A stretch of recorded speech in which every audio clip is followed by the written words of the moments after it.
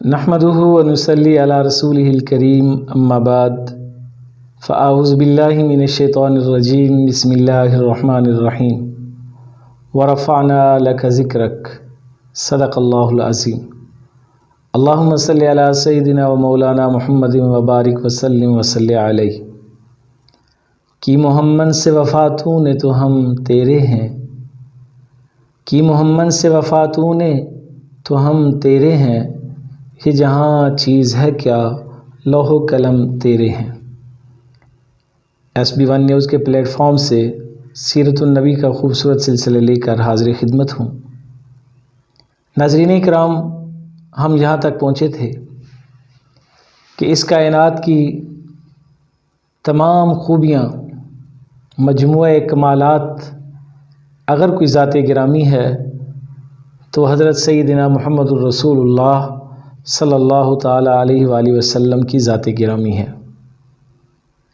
ناظرین محترم، شارٹ میں اگر میں آپ کو ایک بار پھر یاد کرواؤں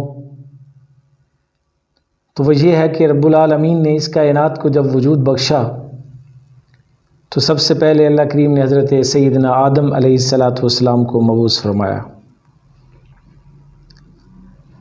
ان کے بعد ایک دور گزرا اور پھر رب العالمین نے ایک اور نبی کو بھیجا جنہیں حضرت سیدنا نوح علیہ السلام کے نام سے یاد کیا جاتا ہے۔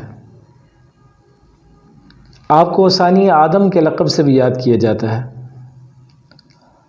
حضرت آدم علیہ السلام کے بعد حضرت نوح علیہ السلام کا سلسلہ شروع ہوا اور پھر ان کی اولاد میں رب العالمین نے اپنے پیغمبر حضرت سیدنا ابراہیم خلیل اللہ علیہ السلام کو پیدا فرمایا۔ یہ سلسلہ چلتا رہا، حضرت ابراہیم علیہ السلام رب العالمین کے حضور دعائیں التجائیں کرتے رہے۔ بالآخر رب العالمین نے آپ کو حضرت سیدنا اسماعیل علیہ السلام کی شکل میں ایک خوبصورت، لائق اور فائق، جو منصب نبوت پر براجمان ہو سکتا تھا، ایسے بیٹے سے رب العالمین نے آپ کو نوازا۔ حضرت ابراہیم علیہ السلام کے دو بیٹے تھے، ایک کا نام تھا حضرت اسماعیل علیہ السلام اور دوسرے کا نام تھا حضرت سیدنا اسحاق علیہ السلام۔ ناظرین کرام، جس وقت حضرت اسماعیل علیہ السلام ابھی بہت چھوٹے تھے تو رب العالمین نے اپنے پیغمبر حضرت ابراہیم علیہ السلام کو آرڈر کیا کہ آپ اپنی بیوی اور اپنے بچے کو ایک جنگل بیابان علاقے میں چھوڑ کر آئیں، جس علاقے کو قرآن مجید بواد غیر ذی زرع کہتا ہے۔ اب حضرت ابراہیم علیہ السلام اللہ کے آرڈر کو پا کر اپنی زوجہ محترمہ اور اپنے لخت جگر کو بیت اللہ کے پڑوس میں چھوڑ کے آئے، جہاں پر اس وقت صرف اور صرف میدان تھا، پہاڑی علاقہ تھا، جنگل تھا، ویرانہ تھا۔ وقت گزرا، حضرت اسماعیل علیہ السلام کی والدہ آپ کی پریشانی کو سامنے رکھ کر کبھی صفا پہ کبھی مروہ پہ دوڑنے لگی۔ پھر رب العالمین نے حضرت سیدنا اسماعیل علیہ السلام کے پاؤں کی ایڑی سے زمین کو دو لخت کیا اور وہاں سے پانی کا ایک چشمہ جاری ہوا، ناظرین، جسے آب زمزم کہا جاتا ہے۔ یہ کنواں جب نکلا تو پانی کی وجہ سے، چونکہ وہ علاقہ ایسا تھا وہاں پانی کی کمی تھی، تو بہت سے قبائل جو تھے وہ وہاں پر رہنے کے لیے اپنے علاقوں کو چھوڑ کر اس طرف آئے۔ قبیلہ جرم، جو حضرت اسماعیل علیہ السلام کی قریبی رشتہ داری میں بھی تھا، انہوں نے حضرت سیدہ ہاجرہ سے اجازت لے کر وہاں پر رہنا شروع کر دیا۔ جب آپ اس قبیلے کو وہاں پہ رہنے کی اجازت فرما رہی تھیں تو اس وقت آپ کے ذہن میں خدشہ تھا کہ ہو نہ ہو کل یہ لوگ کہیں میری اولاد کے لیے کوئی مسئلہ نہ بن رہے۔ بالآخر وقت گزرتا رہا اور حضرت اسماعیل علیہ السلام کی اولاد میں ایک نسل چلتی رہی۔ حضرت ابراہیم علیہ السلام نے اپنے بیٹے کو بیت اللہ کی تعمیر کے بعد اس کا متولی مقرر کر دیا۔ یہ تولیت چلتے چلتے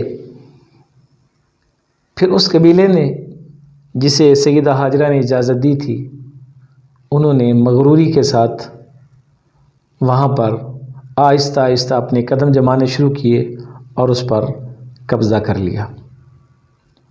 ناظرین کرام، ان میں ایک سفاک شخص عمر بن حارث، اس نے وہاں کی قبیلے کی سرداری کو جب سنبھالا تو اس نے ظلم و تشدد کی انتہا کر ڈالی۔ اس پر چونکہ حضرت اسماعیل علیہ السلام کا خاندان بہت زیادہ پھیل چکا تھا اور مکہ کے اڑوس پڑوس میں تھا، اب انہوں نے ایک فیصلہ کیا کہ ایک ہی لمحے میں اس قبیلے سے جان چھڑائی جائے۔ حضرت اسماعیل علیہ السلام کی اولاد میں سے جب یہ فیصلہ کیا گیا تو یک بارگی حملے سے وہ قبیلہ وہاں سے دم دبا کر بھاگ نکلا۔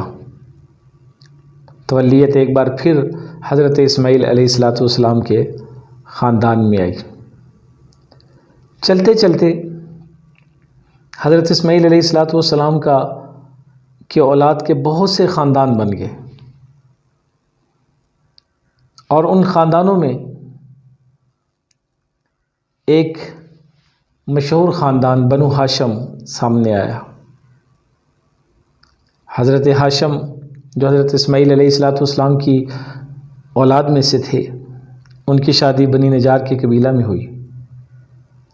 ان کے گھر میں ایک بیٹا پیدا ہوا جس کا اصل نام شیبہ رکھا گیا، لیکن وہ مشہور عبد المطلب کے نام سے ہوئے۔ ناظرین کرام، یہ وہی عبد المطلب ہیں جو میرے محبوب پیغمبر صلی اللہ تعالیٰ علیہ وآلہ وسلم کے دادا جی ہیں۔ سیرت النبی اور سیرت طیبہ، ذکر محمد مصطفیٰ، یہ ایسا لازوال ہے کہ نبی پاک صلی اللہ تعالیٰ علیہ وآلہ وسلم ابھی دنیا میں تشریف نہیں لائے، آپ کی ولادت باسعادت نہیں ہوئی، لیکن صورتحال کچھ ایسی ہے کہ آپ کا ذکر سابقہ کتب میں بھی تھا اور سابقہ انبیاء کی دعاؤں اور تقریروں میں بھی تھا۔ حضرت سیدنا محمد الرسول اللہ صلی اللہ تعالیٰ علیہ وآلہ وسلم کی سیرت طیبہ کا خوبصورت سلسلہ۔ ناظرین، میں نے آپ کے سامنے آپ علیہ السلام کی خاندانی پس منظر کو تھوڑا سا ذکر کیا۔ اس خوبصورت سلسلے میں آپ ہمارے ساتھ رہیے گا، ہمارے چینل کو سبسکرائب کریں، بیل آئیکن کو پریس کریں، اور اس سلسلے کو زیادہ سے زیادہ لوگوں تک پہنچانے کے لیے ہمارے دست بازو بنیے گا۔ انشاءاللہ العزیز، حضرت عبد المطلب جو نبی پاک صلی اللہ تعالیٰ علیہ وآلہ وسلم کے دادا جی تھے، ان کی زندگی کے احوال انشاءاللہ اگلی قسط میں آپ کے سامنے پیش کیے جائیں گے۔ اس وقت تک کے لیے اجازت دیجیے گا۔ السلام علیکم ورحمۃ اللہ وبرکاتہ۔